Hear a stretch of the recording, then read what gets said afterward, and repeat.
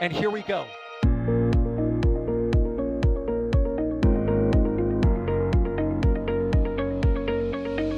have liftoff. Propulsion continues to be normal. RCPA chamber pressure looks good. Following up. Roger, roll, Atlantis. Water towers fly! Yes! Tango down to nominal. Fighting downside FD off. Bring in FD off. Off. It's orange! 145! Oh my god! Oh my god! Decollage. Look at this! Put that in the big bag, Eagle. 343 unfolds to go. Indeed. We rise together, back to the moon and beyond. The methane will be igniting in the flare, correct? Yikes. You dead? Sure. We don't need any more of these.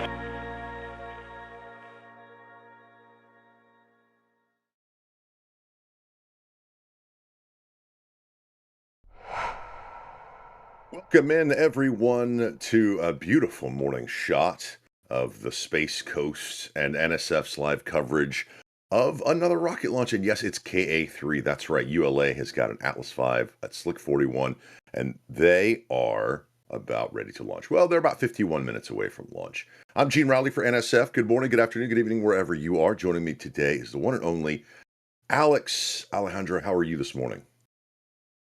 Well, I got Starlinked, and now I'm gonna get Kuipered, I guess, because we've got here 2 launches in the same morning from the Space Coast, both launching internet satellites into space. So I'm doing great. I guess I'm a bit Starlinked, but again, yeah, later I'm gonna get Kuipered.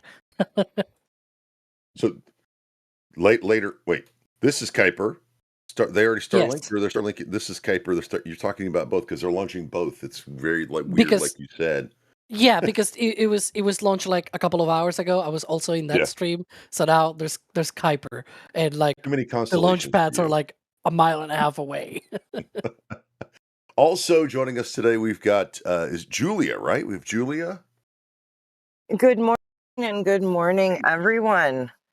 I am indeed out in the field today, and I am Titusville side watching beautiful second launch of the morning, third launch within the last just about 24 hours around here.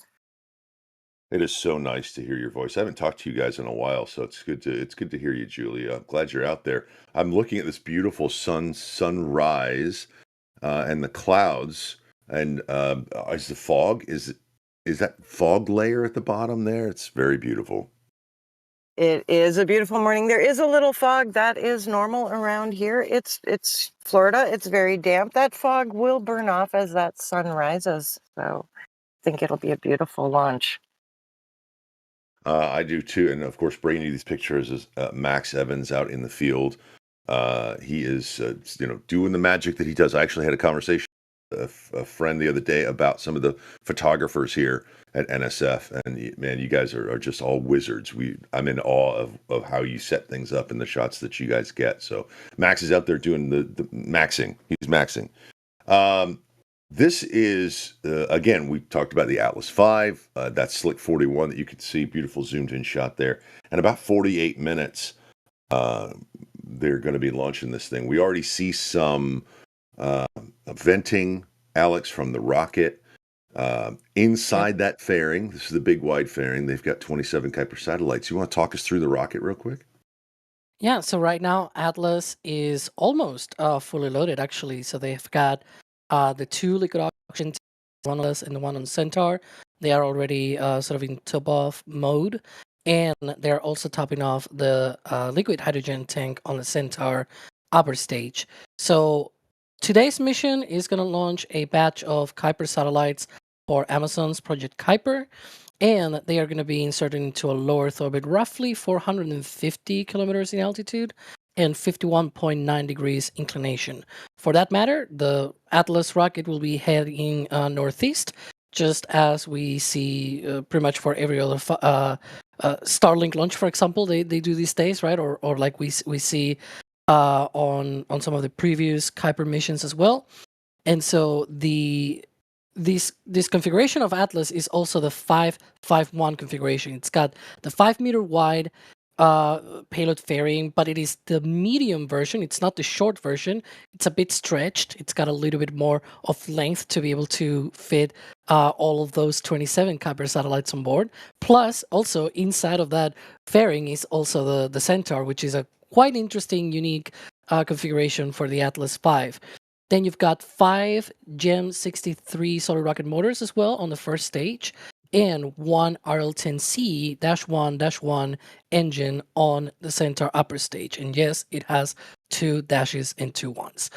The nickname for this configuration is the Bruiser, and I guess you can already see why, because it's got all of those 5 solid rocket motors, and as soon as this thing lifts off, it's gonna be, yeah, it's not gonna be a liftoff. It's gonna be a leap off, because boy, does it really climb fast. But there you can see some of those pictures of rocket integration just a few weeks ago. Over the last few weeks, they've been integrating that, and they are now getting ready for launch. And you and I tend to do a lot of these Bruisers, but they're carrying Kuiper satellites, and we've had lots of conversations, Alex, about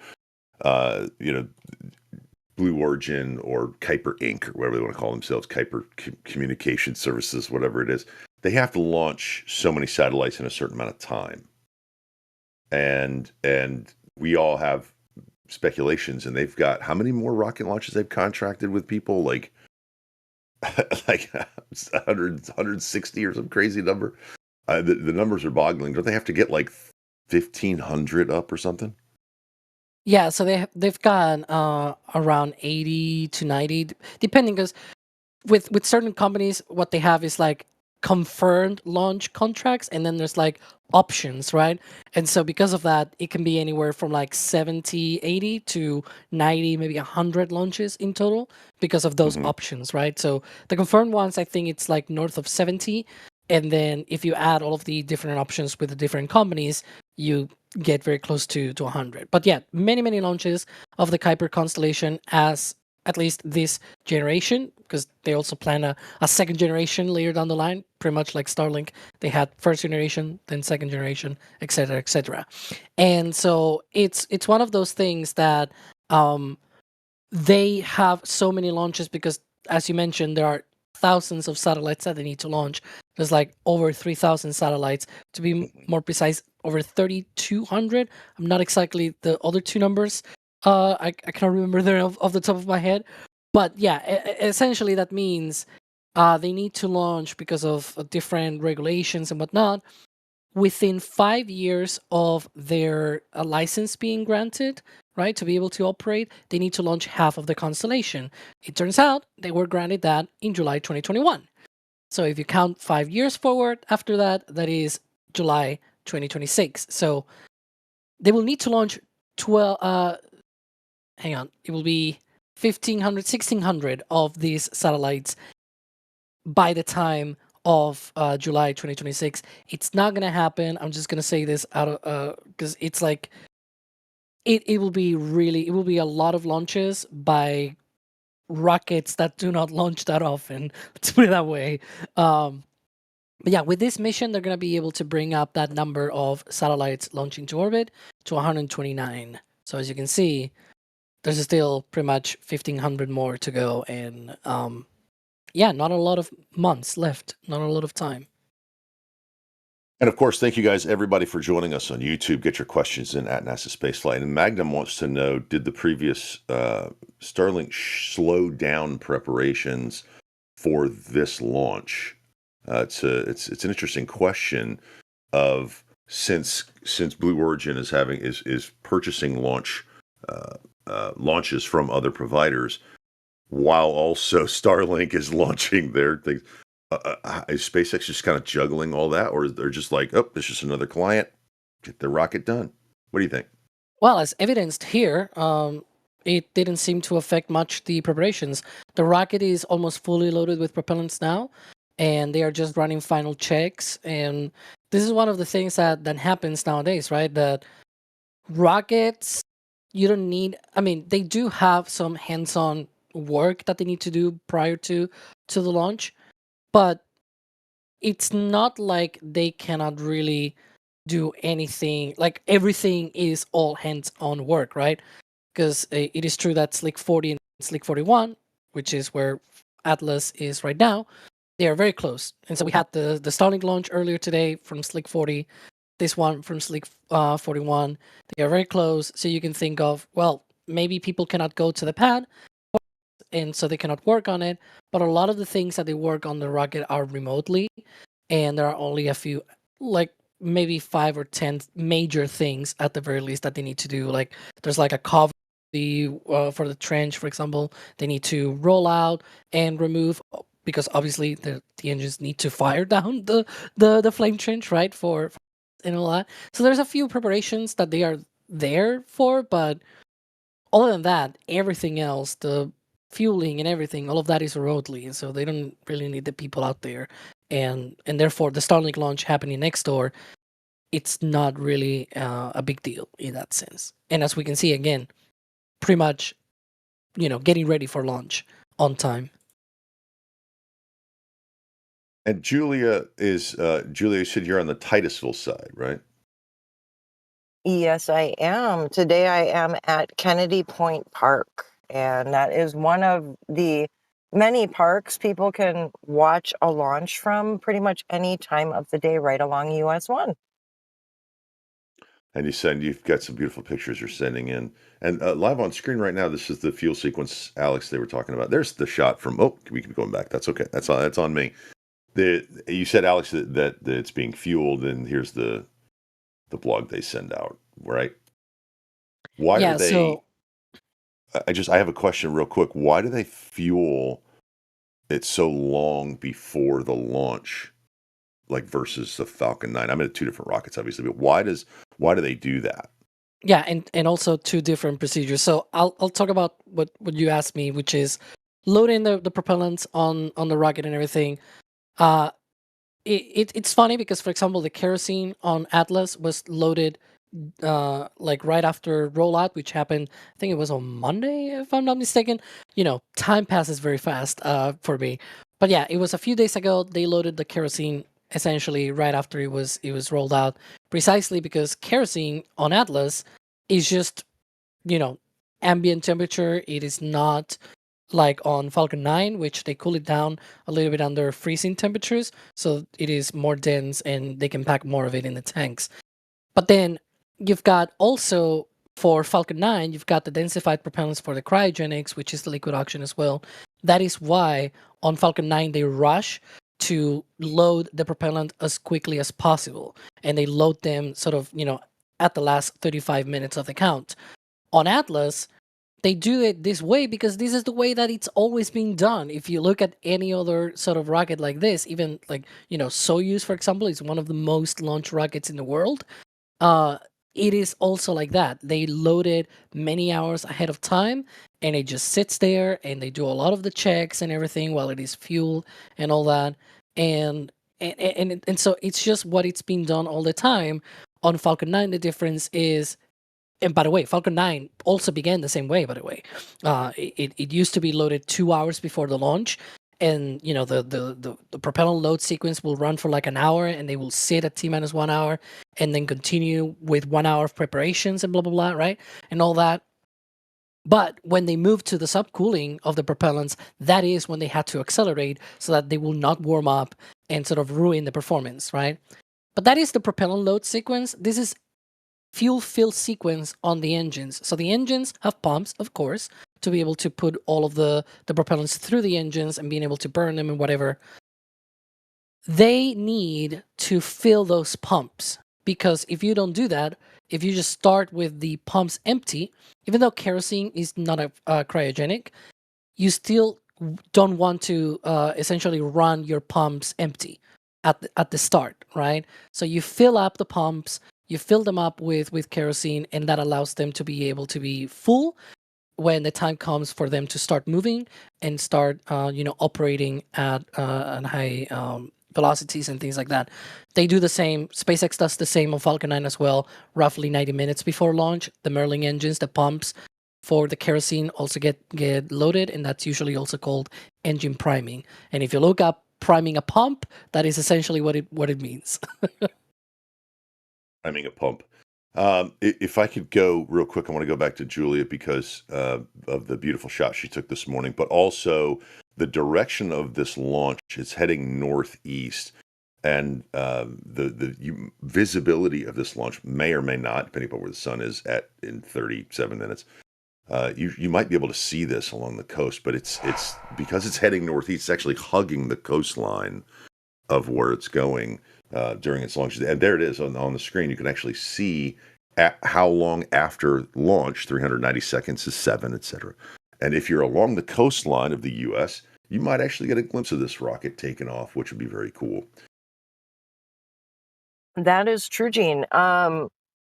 Pretty classic ULA map there, and it shows a lot of that eastern seaboard going all the way north. May be able to see it, and other things you can look out for besides the initial launch would be things like the solids falling off. They make their own little kind of contrails, and you can track those in the sky. But yeah, with this being an atlas with solids, it's even more visible to the naked eye from farther away. So these are really gorgeous launches that will kind of create their own clouds to add to our skyscape this morning. And those GEM 63s just punch this rocket, even though this is their 551 configuration. Also, as Alex said, the Bruiser. There's that picture. Beautiful location, Julia.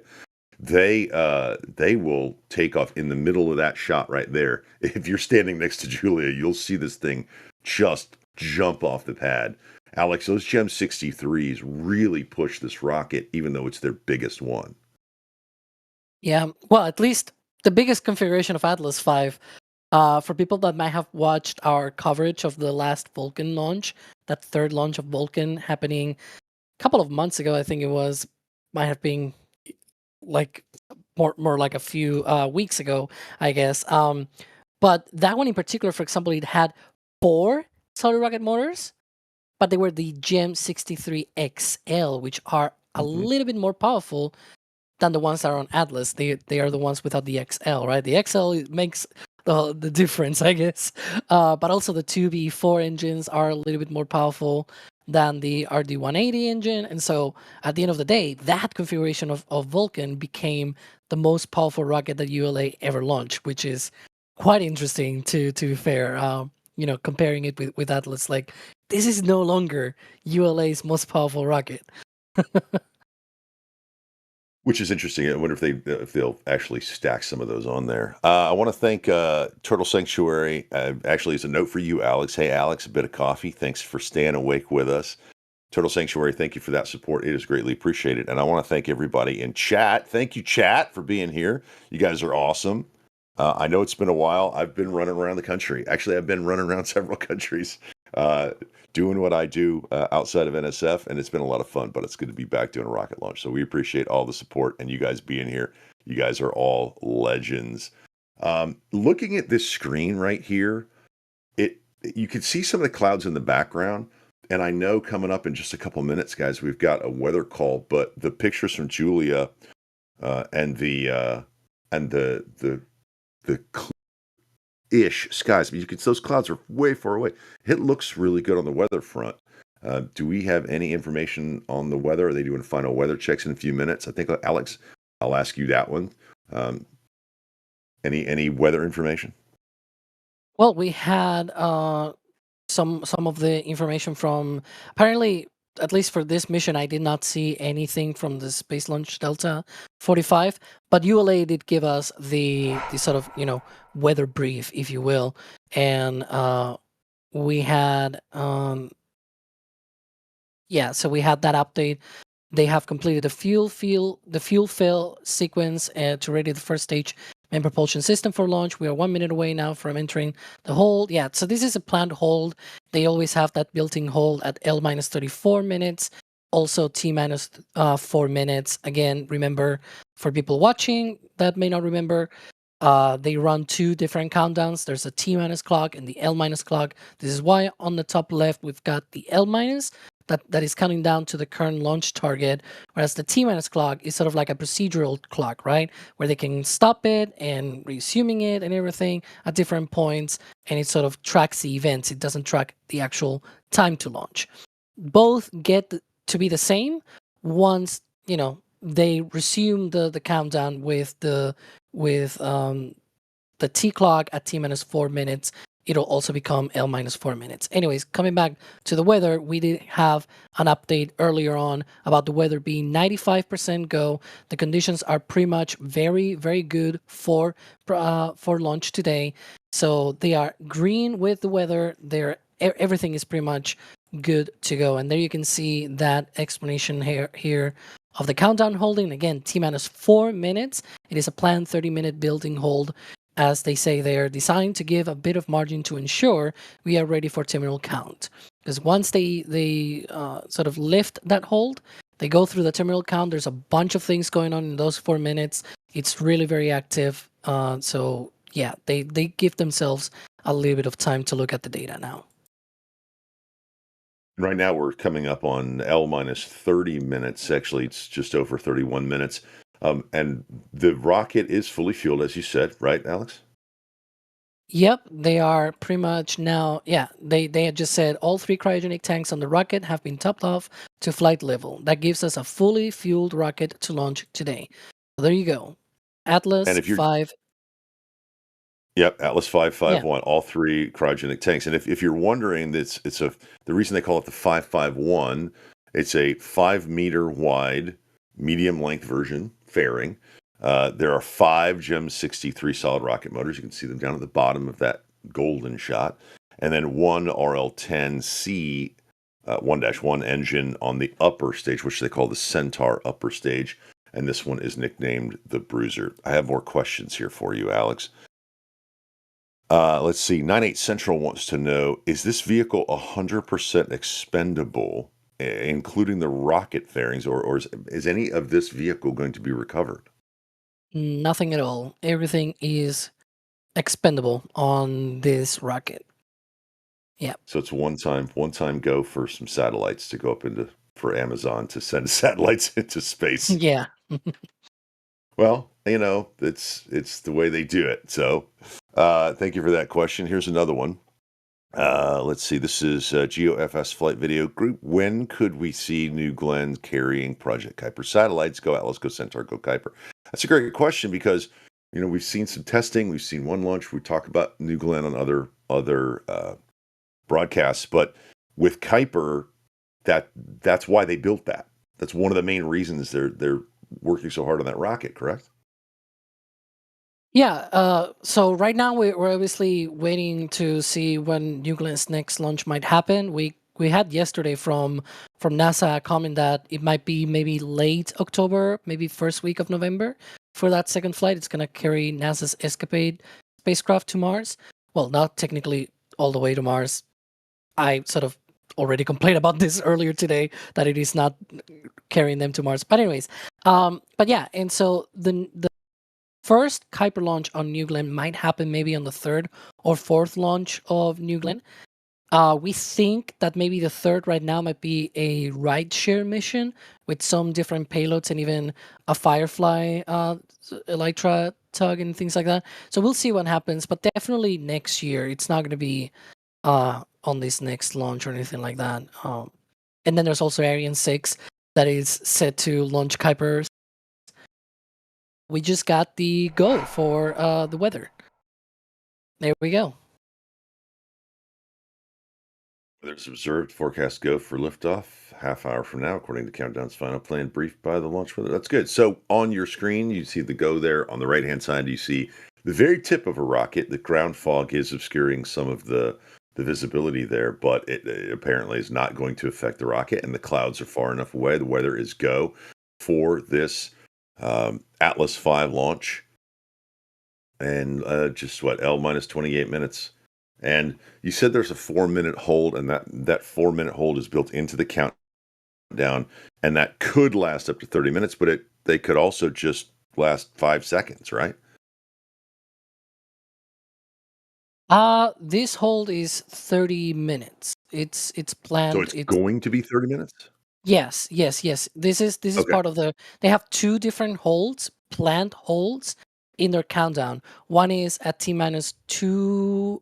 Technically, T minus 2 hours 30 minutes. It is L minus 3 hours. So it lasts for about 30 minutes, and then that's when they start the propellant load on Atlas. And then once they finish the propellant load on Atlas, they have another hold, which is the one that we are right now. Again, 30 minutes planned hold, and once everything is go and they confirm that everything is go, those final 4 minutes of the count is the terminal count. And so again, there's a bunch of things going on, like close out of the umbilical connections and things like that, of the fueling connections, because right now they are in what it's called stable replenishment. Essentially, they just trickle a little bit of that liquid oxygen and liquid hydrogen on the rocket to keep it ongoing, so that it doesn't all boil off and escape, and suddenly they don't have the performance to launch these satellites, right? And they keep it there for a little bit as they wait for that hold to clear. But then once they go into terminal count, that is one of the things that happens. Rocket goes into internal power, FTS is armed. There's like 1,000 different things going on during those 4 minutes. It's very, very active, which is, again, why they have these planned holds, so that they can have the time now that those things are not happening to be able to look at the data. And like we saw right now, give the weather a go for launch. They have a poll at T minus L minus 7 minutes and things like that. They have their own procedures, essentially. We just got word at L minus 25 that they are uploading the adjust file. Do you want to Yeah. talk through that? Alex, you want to talk through that, what the adjust file is? Yeah, so that one is the automatic determination and dissemination of just updated steering terms. Essentially, there are upper level winds and things like that, and what they do is they load that file with they know how the profile of the winds will be aloft, right?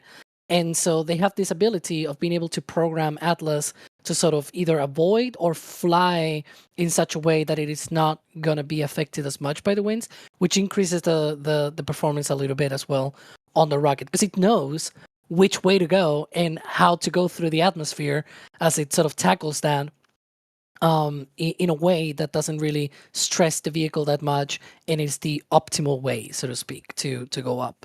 So it's a very fancy thing that they do, essentially. And they load it now because of that, because we are very close to launch, and that's when they do it. And they've given it a good acronym, the adjust file. Adjust. It's a backronym. Resist-A-Jet, we want to, Resist-A-Jet came in and said, at NSF, we're dedicating the stream to their daughter, that's been unwell. Hopefully, they're on the mend now. We wish your daughter well as well. Resist-A-Jet, thank you for being here. Hope your daughter feels better. B-Sod, do you know how many Atlas 5s are left to be launched? Alex, do we know that?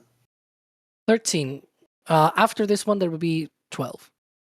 But yeah, we sort of did the count earlier. We were asked about this on the Starlink stream, and it was like, look, they had under contract 9 launches for Kuiper. Although this one is Kuiper Atlas 3, it's technically the 4th, because they had the proto flight with Kuiper. There were like 2 prototype flights on a previous Atlas 5. So that's 6 flights still remaining for Kuiper, plus 6 that they had under contract with Boeing for Starliner. So that's 12, plus 1 with Viasat. They have actually the next Atlas 5 launch will happen next month with the Viasat 3 F2 satellite. So that is essentially 6 plus 6 plus 1, that's 13. After this one, of course, there's going to be just 12. 12 more to go. But the Space Coast has had a lot of action recently. And we talked about Starlink earlier, but haven't their 3 launches in 24 hours. They are moving rockets all over the place down there, and watching all of it are our Space Coast live cameras, and also Julia Bergeron. Julia, you guys are running around busy down there, aren't you, with all of the rocket launches? Most definitely. I would say Max is the busier of the bunch down here. Thank you so much, Max, if you're listening in, providing all of those camera views along with the rest of our crew who provides additional views. Because I bet Max is tired. There was a launch yesterday morning about 7:30 in the morning. There was a launch this morning, which woke me up and set me into a panic. I thought I missed the launch I was supposed to be on commentary for. Yeah, us as locals, we sleep through launches that we kind of take this for granted. It's a regular thing here. But as we work toward airport-like operations here, it may be common down the road for me to even gasp, sleep through something like a Starship launch, which is a crazy thought. But we are working toward those airport-like operations here, and one of the things that impacts that is the range being able to support that. And we'll take it back even. I moved here in 2016, 2017. You needed at least 24 hours in between launches of different families of rockets. So if you were going from a SpaceX Falcon 9 to an Atlas like we are today, the range actually needed time to reconfigure to support the termination systems on those different rockets. And as we saw this morning, that's no longer an issue, bringing us closer and closer to multiple providers being able to launch in the same day. Yeah, it'll be interesting to see the operations. It's a different mindset going into of the Space Coast. It's always been one launch pad, one rocket. And with Starship towers being built and constellations being launched, more and more rockets are being moved around. And so, yeah, it's gonna. I like how you put it. You're moving into airport-like operations for these rocket launches. That's very, very important for the future of. I mean, I believe I'm going to get all philosophical here. I believe for the future of our species, we have to be able to do this. This is the future, and I'm here for it. So, Julia, thank you. Max, thank you. Dee, thank you. The entire crew down there. If I start naming people, I'm going to miss some. I know there's so many people down there that make all this happen. Like this picture right here. This is Max's behind the scenes. You can see Max waving if you look kind of right in the sun. Max, good job. You're silhouetted perfectly with the sunrise. But he's got the tracking system there just off to his left. And he gave us a thumbs up. So what a beautiful day. It's strange. It just went from orange in one shot to blue. Isn't that? It's so interesting the way these cameras work and where they're positioned. And you can see Max gets out there early, sets up all the gear. Julia gets to her spot. When Dee's out there, they get out there, set up all their cameras as well. So it's a dedicated team of folks on the Space Coast that bring all of these amazing views to you. If you're just joining us again, this is Kuiper. There it goes, right back to orange. I don't understand how that works. It's a trick It's of orange. the position. It's orange. I'm not a camera guy. I don't know how that works. It's blue in one shot and orange in the other. But it's pretty amazing. It says, been there. Max has been there since 2 a.m. Oh my goodness. That's dedication. Just joining us. Go ahead, Max Julia. I would say, like I said, Max, I appreciate you doing the most to make sure we have the views, and I owe you breakfast sometime, buddy.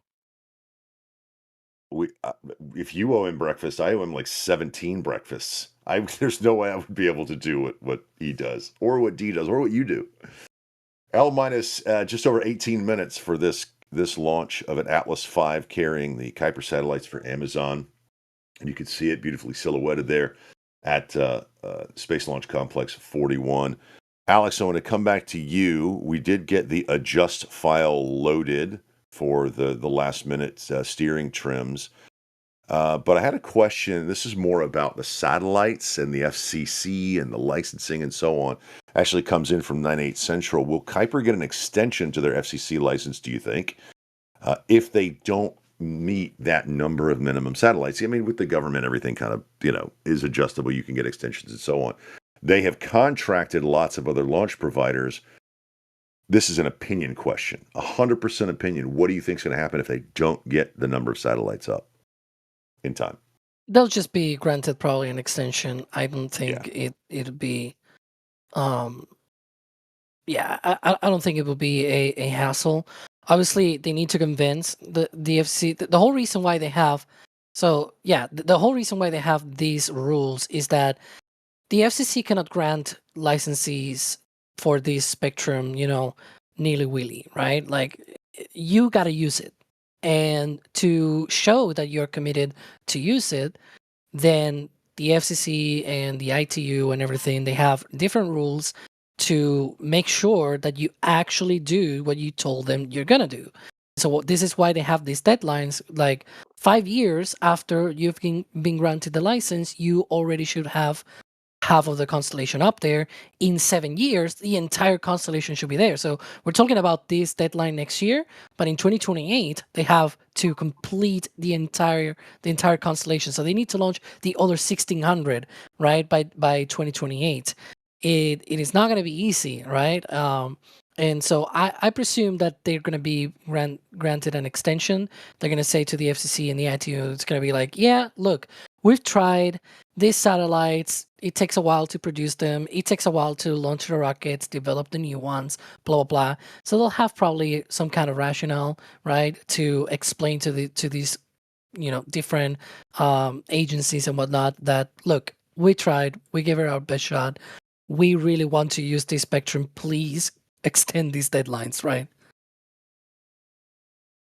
Right, and the way Amazon is launching these rockets with the contracted launch providers, they're pretty confident they can get close to the goal, the requirement.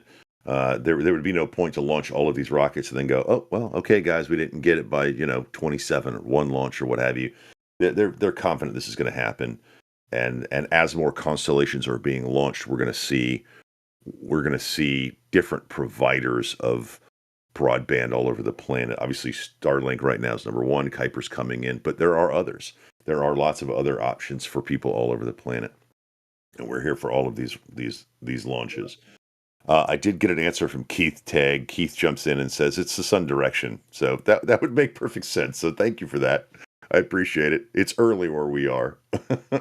But yeah, this shot is orange. The sun is off to the right-hand side of where the camera is.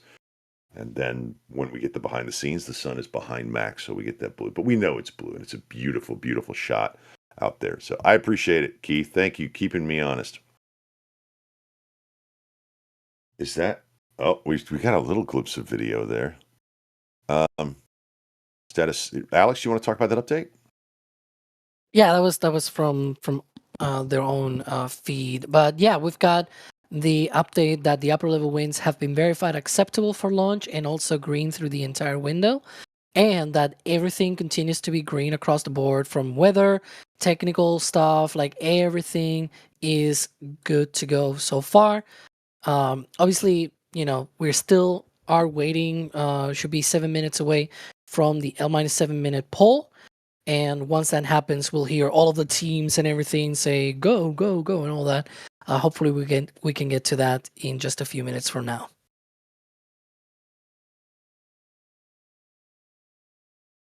So I have a question about venting, and this is me talking. So we see the rocket venting, even though it's fully loaded. Is this boil off that we're seeing, or are they're venting the tanks from a pressure perspective and then slowly refilling them?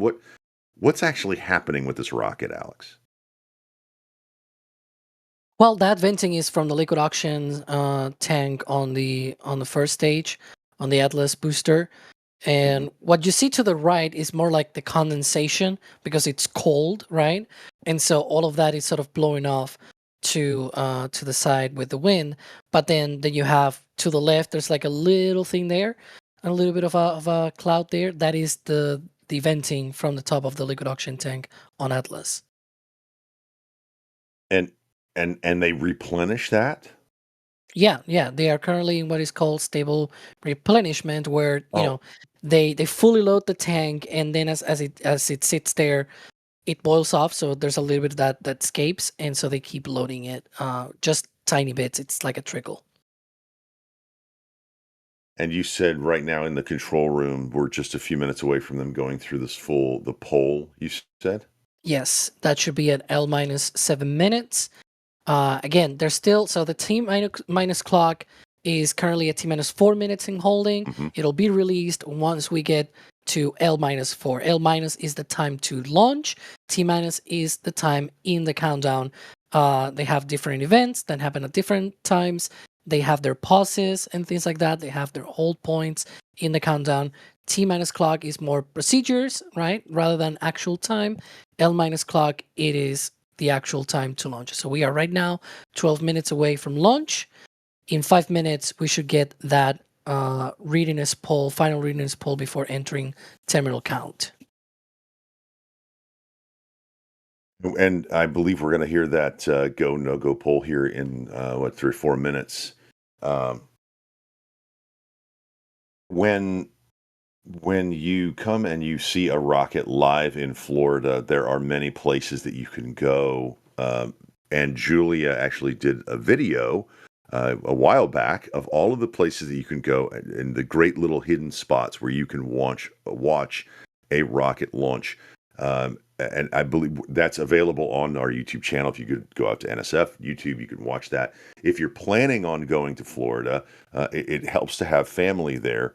And Raccoon Land says the best part of living in Florida is watching NSF. I think the best part would be not only the beautiful sunshine, the beaches, but also a rocket launch. So it'd be pretty cool to live there. I don't live that far away. It's just, I got to get down there more for rocket launches. But Julia, the spot you're at right now, and that's available to the public to come in and just watch the rocket launches, right? It's not behind any gates or anything like that? Absolutely. Most of the viewing in Titusville is free, and it is at parks like the one I am at today, which is Kennedy Point. There's also a park right across the street from El Leoncito restaurant. So go have like yourself a lunch or dinner, watch a rocket launch. There's also plenty of just grassy areas all the way on up to Spaceview Park and then Max Brewer Bridge. For a admission fee, you can go to Playa Linda Beach and watch. This would be a spectacular launch from Playa Linda Beach. Or just a smidge to the south of us is Cars Park, which is only like a $5 admission fee for a whole car full of people. And that's a beautiful place to watch a launch. That's all in our How to Watch a Launch video. And the Space Coast team, we all kind of put our input in there of our favorite places to go. And yeah, I think you should watch it as part of your plans to come visit here. And we also talk about the many other things you can do while you're here. I do love to come watch a rocket launch, so heading down to Florida is definitely in the plans. Also, Starbase, Texas. But one of the favorite places I like to go to support NSF is our store, shop.nasaspaceflight.com. In fact, I was talking with the young lady who runs our store earlier, and they now have trucker hats. Check this out, shop.nasaspaceflight.com, with these designs and a whole lot more. I love the Super Heavy. Falcon Heavy. I'm gonna have to get one of those. I'm not a big hat wearer. Alex, do you wear a lot of hats? Not really. I should, but I don't really wear them that much. I do have an NSF hat, I need one. and I do plan on getting one of these at some point once I get some more space for my merch. I recently got today more merch, so I need a place just to put it, because it's like, where am I putting it? I have a print from Max. In fact, behind me on the wall, we're not on camera today, but Julia, I have a print from Julia behind me. I need to bring it down and get Julia to sign it. And then also, I've got one from Max. I'm taking to Starbase. Hopefully, in the next couple of weeks, have him sign it. And then I get them mounted to put them on my wall. But shop.nasaspaceflight.com is an easy way, as Chris B always says, it's an easy way for you to support what NSF does. And then you get something back from that, not only the streams, but you get something physical, and it really does help out NSF. So we appreciate all of your support at shop.nasaspaceflight.com. Okay. We are L minus just under 8 minutes away, and here coming up in just under a minute is going to be that poll where they go through all of the Oh my gosh, Yep. the word just escaped me. The go no go poll, and there is ULA Control Center and Launch Control Center, and everything looks to be green, right, Alex? Yep. The launch director for this one is going to be Dylan Rice. He's going to be conducting the poll, and we'll hear the different operators give their own call, and so we'll try and listening here as we get our own sort of the different feeds and everything from ULA and whatnot, but should be coming up in just a few seconds from now. And we will be listening into that. L minus 7 minutes. Here we go. Status check to proceed with terminal count. Atlas systems. Propulsion. Go. Hydraulics. Go. Pneumatics. Go. LO2. Go. Water. Go. Centaur systems. Propulsion. Go. Pneumatics. Go. LO2. Go. LH2. Go. Gas. Go. Electrical systems. Airborne. Go. Ground. Go. Facility. Go. RFFTS. Go. Flight control. Go. GCQ. Go. Op support. Go. Com. Go. Umbilical. Go. ECS. Go. Redline monitor. Go. Quality. Go. Op safety manager. Go. ULA safety officer. Go. Vehicle system engineer. Go. Anomaly chief. Go. Range and weather. Go. Launch director. You have permission to launch. Proceeding with account. ALC verify T0 is set for 12:09:30 Zulu. Verified. There we go. There you- That was Yeah. a sorry. I should have mentioned launch conductor, and then they have the launch director, which was sort of the final go there that you heard. That launch director is Ron Fortson. There we go. And mechanically, this rocket is ready to launch in just over 5 minutes. And the big one is always the weather. That's what they're watching, those upper level winds. They look for any weather anomalies that could be outside of the tolerances for the Atlas V in the 551 configuration that should be launching here in just a few minutes. Some folks that I want to thank. Turtle Sanctuary says, Julia, thank you. We love you. Thank you for that support. Yes, we do love Julia. She's awesome. She's out there with these launches, and we love it. Question for you, Julia, real quick, from AC Gypsy: can public watch from the NASA Causeway? Oh, that is an excellent question. And the answer is no, actually. You cannot watch from the NASA Causeway. It does sound like it would be a beautiful place to watch from, but it is an emergency egress route. And it is on for safety. That is not one of the places that we are allowed on. Think of it as that escape route in case something were to happen and we need to safely evacuate not only KSC, but the visitor center as well. And David, thank you for going out to the store, sending in a store message after that poll. We are a go. Let's see what David picked up from shop.nasa Spaceflight. One of the new trucker. I need that. One of the new trucker hats, the NSF hat. That'll be on in my my shopping cart here very, very soon. David, thank you very much for that support. Alex, I'm going to come back to you. Oh, go ahead. Yep. I was going to say they have just picked up the count. We're out of the hold. We are now T minus that you can see on our clock. We changed from L minus to T minus. Clocks are rolling, and we are counting down to a liftoff in just 3 minutes, 36 seconds from now.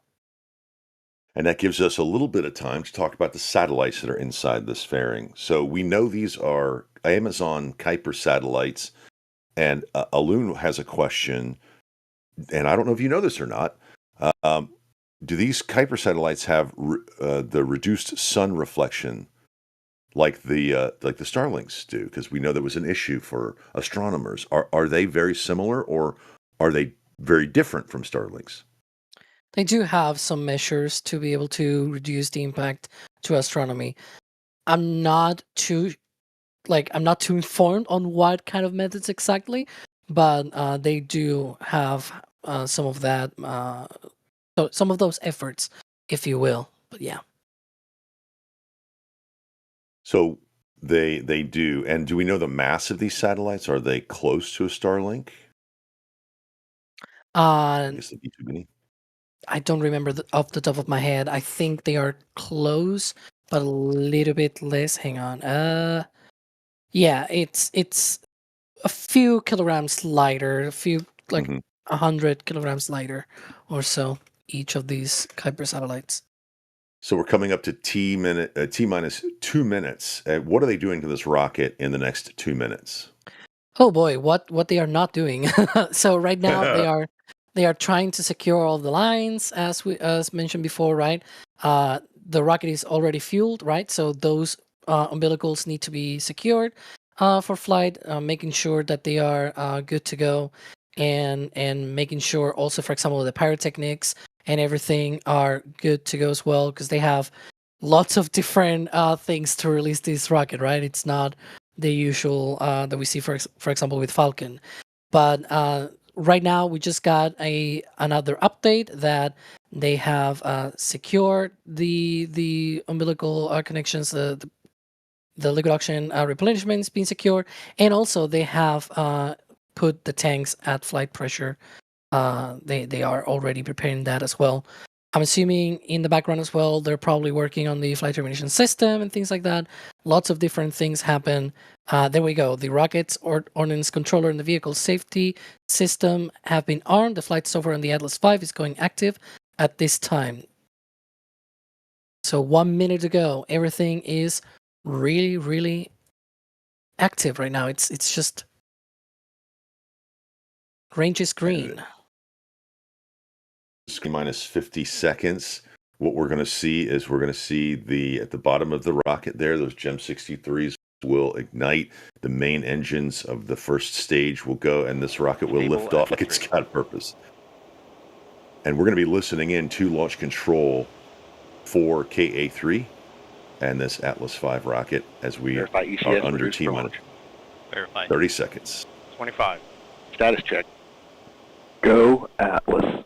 Go Centaur. Go Kuiper. T-minus 15 seconds. Let's listen in as they send this rocket to space.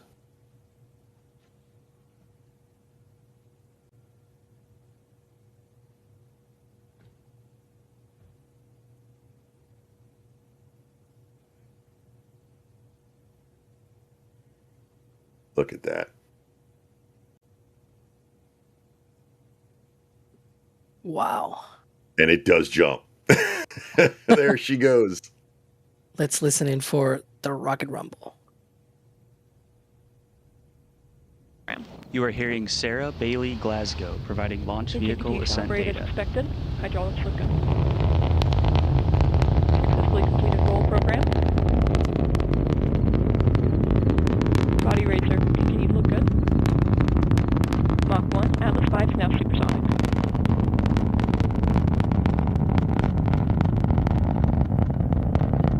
Throttling up as expected. Vehicle is now 5 miles in altitude, 2 miles downrange, continues to move down the center of the range track. Booster engine operating nominally. Now passing 1 minute into flight.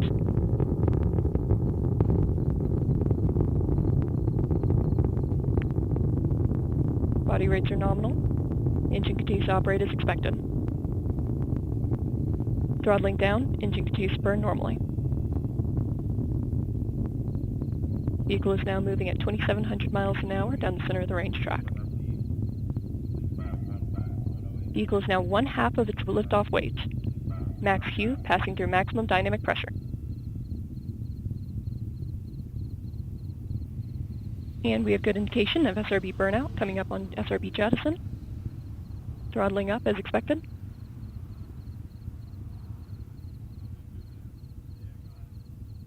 And we have good indication of separation of all 5 SRBs. Engine continues to burn normally. Vehicle is now on closed loop steering.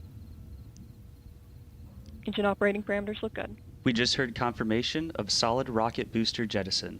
These additional motors augmented the thrust at liftoff to give the Atlas rocket.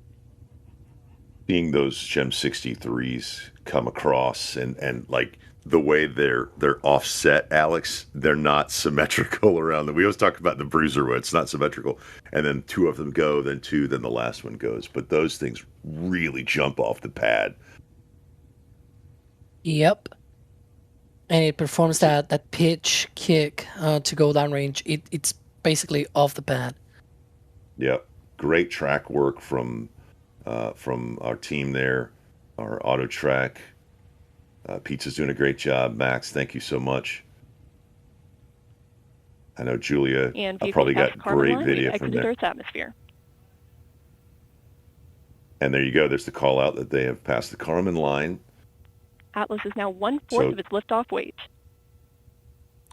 It's interesting how they call the weights out because of the fuel burn. Pressurizing flight levels as expected. And we have should we jettison? Payload There we go. And CFLR deck jettison. Engine continues to burn normally.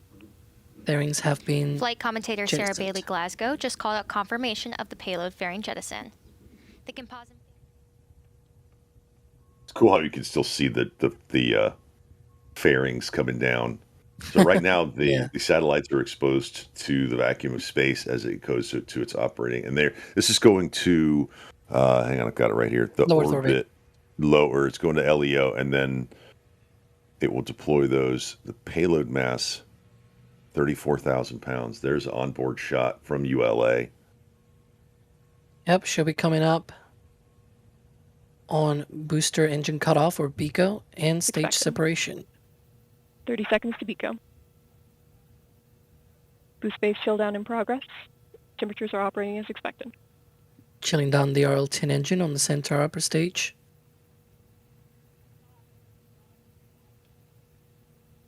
Body rates continue to look here good. In about 10 seconds. PU has gone to open loop control as expected. Boost phase chill down complete. Temperatures operated as expected.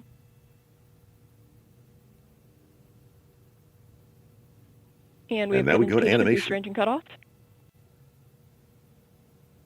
There we go. Confirmation of BECO. Pre-start on fuel unlocks. Good staging. Ignition and full thrust. RL-10 is running nominally. Here we go. This will be during just stage under 13 separation. minute first burn. Steering has been enabled, and PU system has gone camera. 6 angles as expected. This is Atlas Mission Control at T+4 minutes and 59 seconds. We just heard flight commentator Sarah Bailey Glasgow confirm. During stage separation, Alex, I love the animation because my brain goes 100% Kerbal with the little thrusters that fire backwards. They fire up the rocket to get the separation they want after BECO. I always find that was very, very because that's how I built rockets in Kerbal. I don't know about you guys, but that's what I did. Have those little jets that fire backwards. Very, very, very cool. There you can see the trail going up. Beautiful. Yeah. And again, hopefully, if you are up and down the east coast of the U.S., you got to see a little bit of that because, as Alex said, when it jumps off the pad, it turns northeast and it just goes. Got some good audio too. I was going to go to Julia there in a second. This is a Fleet, right? This is Fleet Cam. Yeah, Fleet 1. You can see it. Fleet 1. You can see a Falcon 9 there on the left as the trail from the Atlas V fades away. So how long after? So it's going to burn for a while, and then they're going to deploy those satellites, and then they put themselves into their operational orbit. Is that the way they work? Same as very similar to Starlink's, right, Alex? The Kuiper satellite.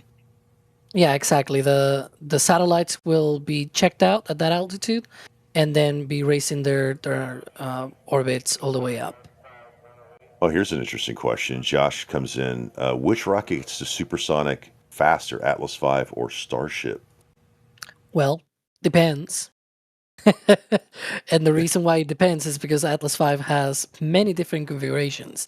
There's the one with just no solid rocket boosters, the 401 or 501 configuration, and that one reaches supersonic like 1 minute 20 seconds, like almost a minute and a half. So It takes a while to get to supersonic because it's very slow off the pad and also going through the atmosphere. So in that sense, Starship wins. But of course, for the 551, Atlas wins. There are other rockets though that reach supersonic speeds a lot faster. If you've ever seen a Minotaur launch, quite fast, even faster than Atlas. And that's the information that Alex has that none of us have. I would not have known that. I would have thought with this configuration, the solid rocket motors make it just go. Yeah, this one wins over Starship, but if you remove Yeah. the solar rocket motors, it doesn't. This is Max's behind the scene camera. You see him walking around. They're I want to get down there one day, Alex. I know you and I need to get down there one day. Just sit behind Max and watch a rocket launch. How fun that would be. Not sure I can access that, but yeah. Yeah. It's going to take a minute.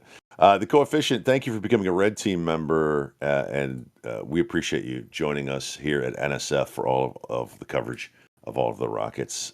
Andrew comes in with a store message, light these candles. Yes, we did. It's in space right now. And Andrew picked up beautiful, awesome new hoodie from shop.nasaspaceflight.com. Enjoy that, Andrew. Thank you for that support. Right now, let's see, Robbie Lester. I love watching these launches so much. Thank you, NSF. Robbie, thank you for being here and enjoying the rocket launches with us. Cosmic SES, good show. I agree. I love seeing solid rocket motors. I love seeing all rocket launches, and there's going to be a lot more in our future. So stay here with NSF because we'll bring them all to you. MD smashing the thumbs up. Thank you very much for supporting us here at NSF with just being here.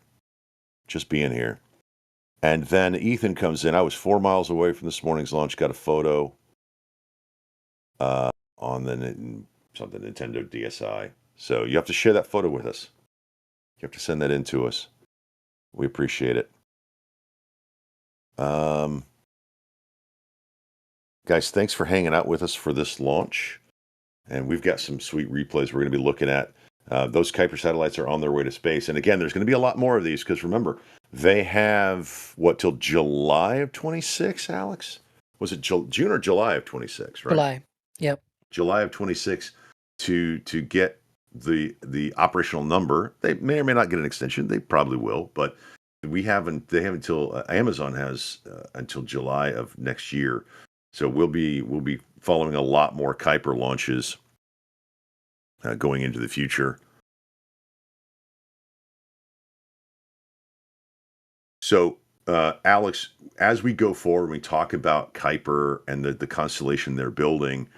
And we're coming up to the end of the year. Obviously, we're the last several months of the year. What does ULA's fourth quarter look like going into October?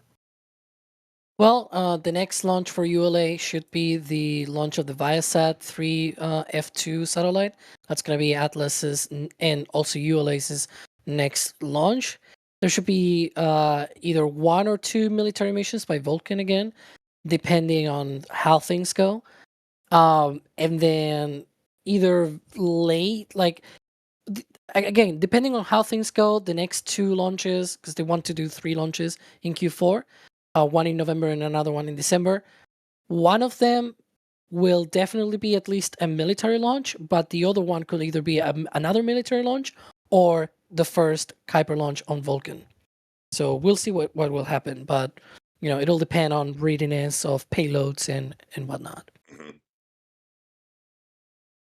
Joel had a follow-up question. I wonder how fast Starship would launch with solid rocket boosters. Another Faster. one where I say depends. Because if the solar rocket boosters are the solar rocket boosters, it's not going to increase the thrust a lot. But if you put the shuttle solar rocket boosters, that's a lot of thrust, a lot more. I mean, it also depends on the payload. If Starship's launching a banana versus a full payload of 100 tons to orbit, supposedly on paper. Surprisingly, it doesn't affect much because the payload is like 3% of the mass of the rocket at liftoff. So it is true that it affects the later parts of the flight, but earlier in flight, like that first minute, doesn't affect much if you are fully loaded. As we heard from their callouts, right? At 1.5 minutes into flight, the rocket is half the mass. So if you have a payload that is like 3% at liftoff when it's fully loaded, and now it's half, that means the ratio is just gone up to 6%, which is not a lot, to be fair, right? So yeah. Petrie in YouTube chat has a fun comment about races to orbit in the future. Can you imagine rocket racing? Well, in that case, the old Atlas, not this one, but the Atlas, when they launched Mercury and all that, that will win. It reached orbit in like 5 minutes. Speaking of reaching This one orbit, will- there's our fleet cam, and you can see it right there lifting off. Beautiful replay. And on that same vein, Gene, I should say, the mission has not ended. As we speak, that Centaur engine, that RL-10 engine, it's still burning. In that sort of race, the old Atlas will win. Like, you could launch 3 of those old Atlases into orbit, one after the other, and they will still not reach orbit. Like the current Atlas will not reach orbit yet because it reaches orbit like 15, 16 minutes into flight. I think this one is 17 minutes. Yeah, 17 and 32 seconds. Wow. 17 minutes. It's a very low thrust engine, so yeah. Yeah. Highly efficient, Not but very low not thrust. at the beginning. You can see it just Yeah. I'm always stunned at how fast these solid rocket, and China has one that's a complete solid rocket. It's got 3 solid stages, and it takes off the pad like nobody's business. On the left-hand side, you can see the replay from our fleet cam. On the right-hand side, you see Max Evans behind the scenes camera. The plume is becoming a cloud.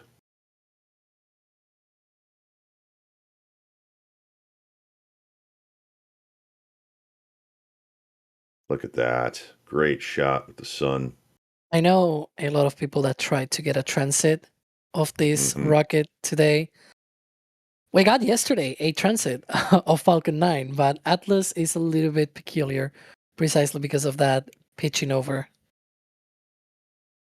You can see our fleet cam on the right-hand side. They've got that Starlink lifted up. Falcon 9 lifted up. They're raising it. So watch both of them. Some people mentioning Minotaur. I said Starlink. Sorry. Falcon 9 booster. Ironically, the Minotaur rocket reaches orbit pretty much like Falcon 9 because there's coast phases. As soon as it burns through the first 3 stages, there's like a coast phase to wait for the 4th stage. And that sort of makes the whole thing to orbit be the same. Now this is Gage's look track. at that. Beautiful.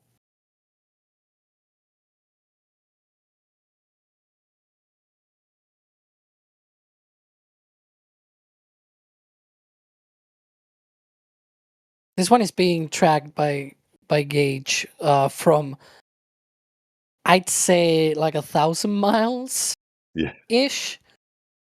So it is not easy.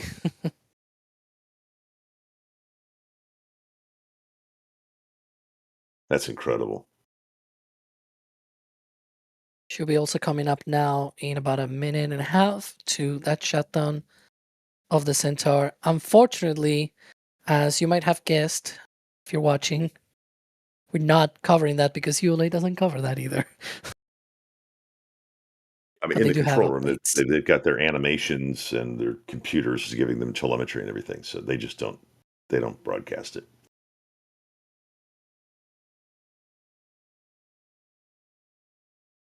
Great track, Gage.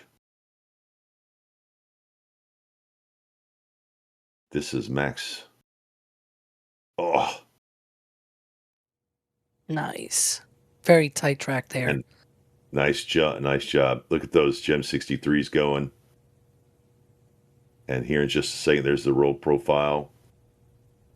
2 boosters on one side, 3 on the other, and listening for the rumble.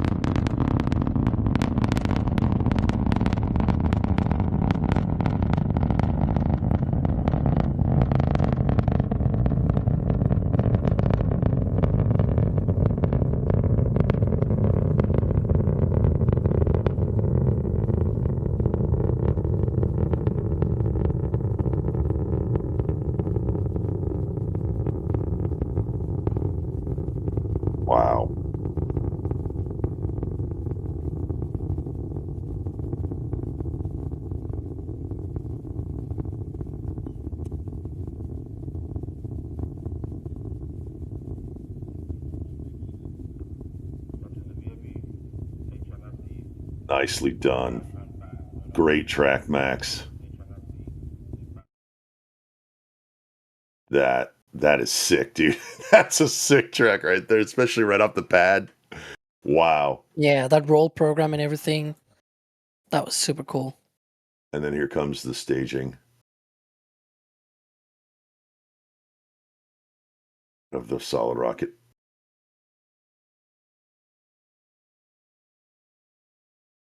Very cool. And Max, you've got that locked in. Now, the funny thing is, from our perspective, we're like, oh my God, it's so sick, it's locked in. Max, I know you're not on comms, but I mean, you're probably under an amazing amount of stress trying to keep the rocket in the viewfinder. I can only imagine. Watching DOS do it for a Starship launch, I can imagine Max is like, okay, don't mess this up, don't mess this up, don't mess this up. But I mean, he does have one of the robotic tracking heads, but still, I would be like freaking out trying to track a rocket like that. That just comes down to experience.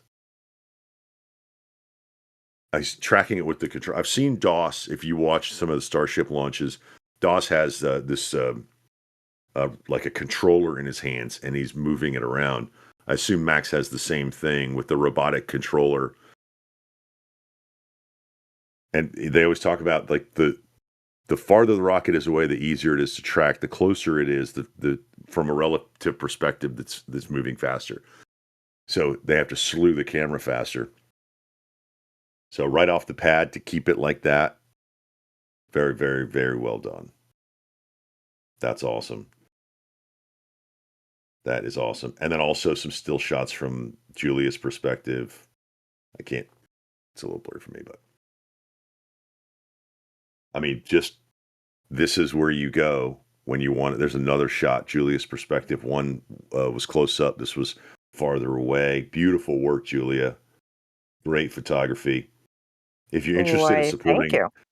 If you're interested in supporting our photographers here at NSF, you can go out to the store. They have got metal prints and other. They have like poster prints you can get of all of these launches. They'll put them up there. I don't know if these specifically will be there, but you can go and support Julia and Dee and Max and Gage and Cesar and all of our other amazing photographers. And did I say Jack? I think I probably left Jack off. But all of the amazing photographers at NSF have pictures out there. So great work, Julia. Great work, Max. Great work, Gage. Awesome video and photography today. Well, Alex, it's been a fun launch. There we go. You want to read this update? Yeah, they just got into orbit with the Centaur and all 27 Kuiper satellites. That deployment sequence with the Kuiper satellites should be already underway. We don't have right now an update on that, unfortunately, but it should be underway based on their timeline and should be wrapping up at T plus 35 minutes. So roughly, I guess, 14 minutes from now. We appreciate everybody being here for this launch of this Kuiper launch KA-03 on this Atlas V from Slick 41. We've had Max Evans in the field, obviously. Thank you very much out there with cameras. Max, you are awesome. Tracking the rocket from liftoff to separation with that robotic head. Again, go and support Max's photography at our store. Also, Julia out there finding all the great spots. Being on comms with us. Julia, thanks so much.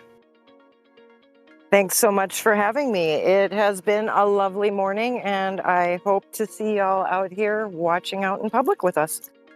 And when you see Julia walk up, say hello. We love to meet everybody. And again, you can support Julia at our store. She's got some great shots out there. On the next Starship, you may or may not see one of Julia's pictures behind me.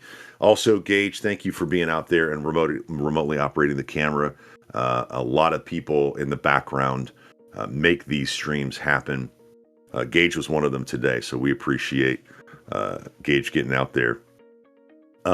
Also, in the background, pressing the buttons and telling us all what to do, Big Keegan operating for today. Thank you, Jay. We appreciate what you do to make these streams happen. And again, Alejandro Alcantarilla Romera. Alex, my friend Alex, thanks for joining me today, bro.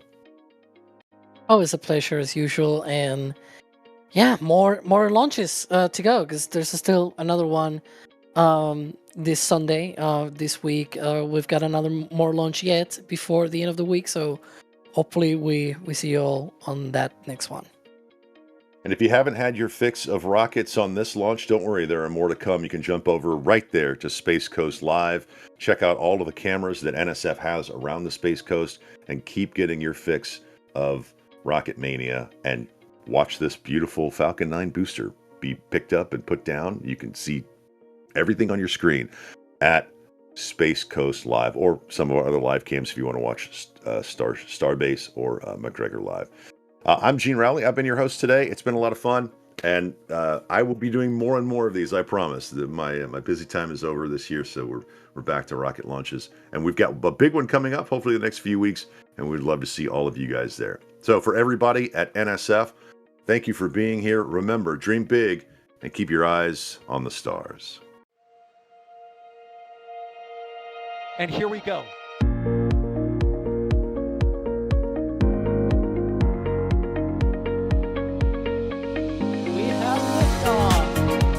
Propulsion continues to be nominal. R68 chamber pressure looks good. Doubling up. Roger, roll, planet. Water towers fly! Yes! Tango down to nominal. Flight downside FD off. Bring in FD off.